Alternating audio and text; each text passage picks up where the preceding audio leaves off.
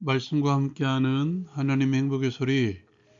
이 시간 요한복음 4장 1절에서 14절의 말씀 가지고 함께하겠습니다. 예수께서는 사마리아 여인을 만나 영원히 목마르지 않는 샘물을 주시겠다고 말씀하십니다. 예수께서는 자신이 제자를 삼고 세례를 베푸시는 것이 요한보다 많다 하는 말을 바리새인들이 들은 줄 아십니다. 이는 예수께서 세례를 베푸신 것이 아니고 제자들이 베푼 것이었습니다. 예수께서는 유대를 떠나 갈릴리로 가십니다. 그리고 예수께서는 사마리아를 통과하기로 작정하십니다. 예수께서는 사마리아에 있는 수가라 하는 동네에 이르십니다. 거기에 야곱의 우물이 있었죠. 예수께서는 피곤하여 우물 곁에 그대로 앉으십니다. 때가 6시쯤 우리의 시간으로 정오쯤 되었습니다. 사마리아 여인 한 사람이 물을 길러 나옵니다. 그 여인에게 예수께서 물을 달라고 말씀하십니다.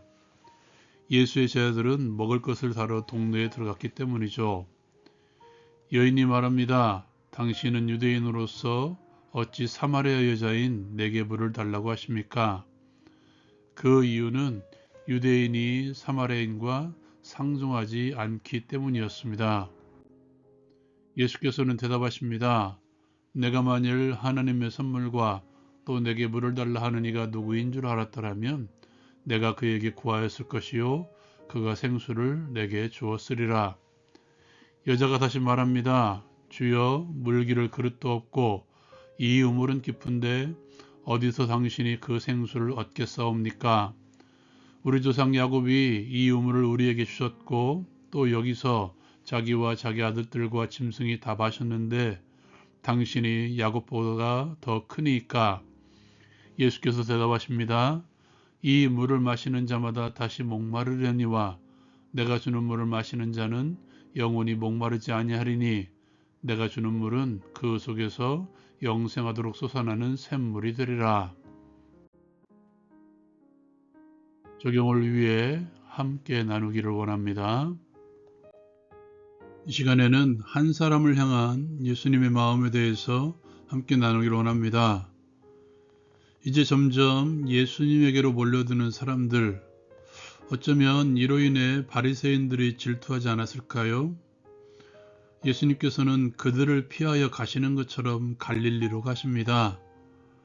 유대인들은 보통 남쪽 예루살렘에서 북쪽 갈릴리로 갈 때 그 중간에 있는 사마리아로 가지 않습니다. 돌아가죠. 요단강을 통해서 돌아가든지 서쪽으로 빙 둘러 돌아가는 경우가 많습니다. 그만큼 유대인들은 사마리아 사람을 싫어합니다. 그런데 오늘 말씀에 보면 예수님은 사마리아로 통과하시고자 합니다. 우리 성경에는 그 의미가 많이 드러나 있지 않지만 영어 성경이나 헬라어 성경을 보면 반드시 그렇게 해야 한다라고 말씀하고 있죠. 예루살렘에서 수사선까지의 거리는 약 120km 정도 됩니다. 하루 만에 도착하지는 못했을 것입니다. 그리고 그 도착, 그 시간을 보면 정오의 태양이 내리쬐는 시간에 수가성 야곱의 우물에 도착합니다. 그리고 우물 곁에 털썩 주저앉으셨습니다. 왜 예수님께서 이렇게까지 하고 있을까요? 예수님의 신적 능력이 호소한다면 그 시간에 그 자리에서 만나야 될 사람이 있었기 때문이라고 저는 생각합니다. 보통 여인들이 물을 길러 나오는 시간은 오후 6시쯤 저녁 때쯤에야 나옵니다. 정오의 태양이 내리쬐는 그 시간에 나온다는 것은 어쩌면 사람들의 눈을 피하기 위함이 아니었을까요?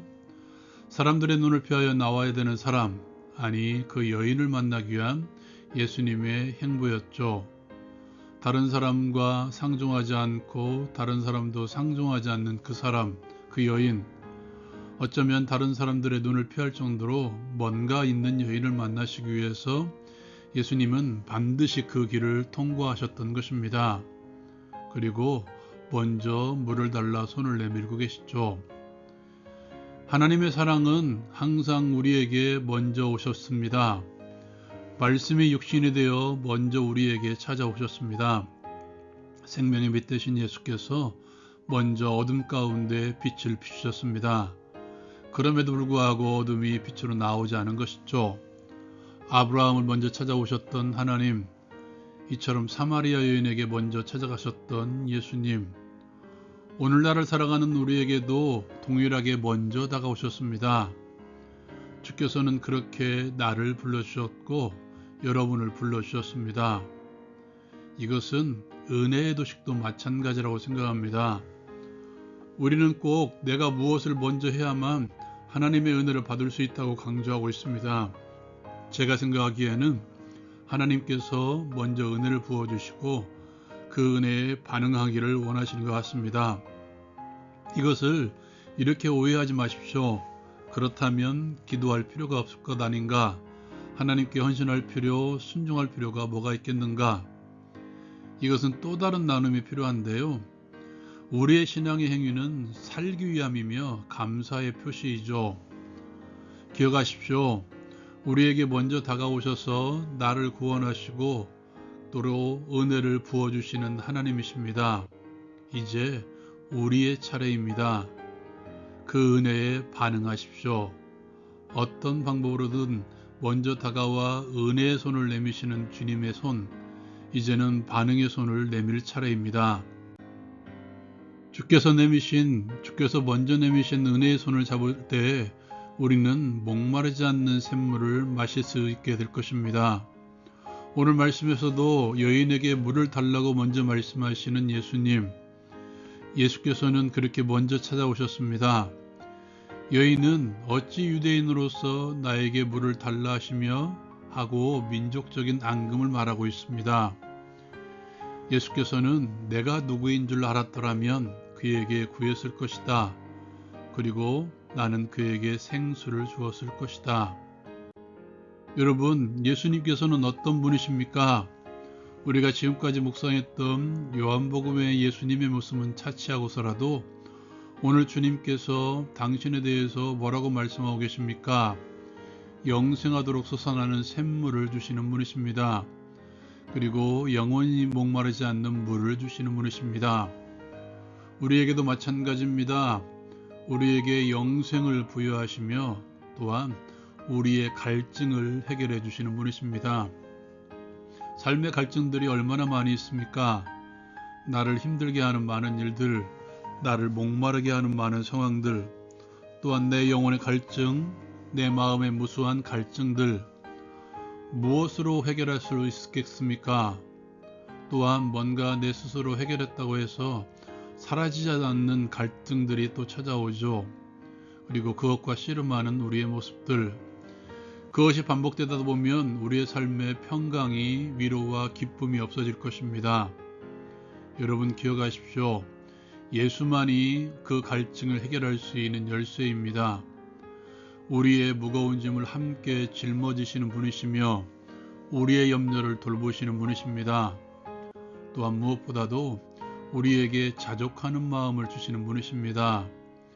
주어진 삶에 만족함을 주시며 또한 주어질 삶에 기대감을 주시는 분이십니다. 그러므로 주 안에 있기를 힘쓰십시오. 주 안에서 먼저 내미신 은혜의 손을 붙잡으십시오. 빛 가운데 함께 살아가기를 힘쓰십시오. 적용을 위한 기도의 시간. 나에게 먼저 찾아오셔서 목마르지 않는 영생의 샘물을 주신 주께 감사드립니다. 우리의 삶의 갈증을 해결할 수 있는 유일한 생수이신 예수 안에서 함께 살아가게 하옵소서. 예수님의 이름으로 기도합니다. 아멘.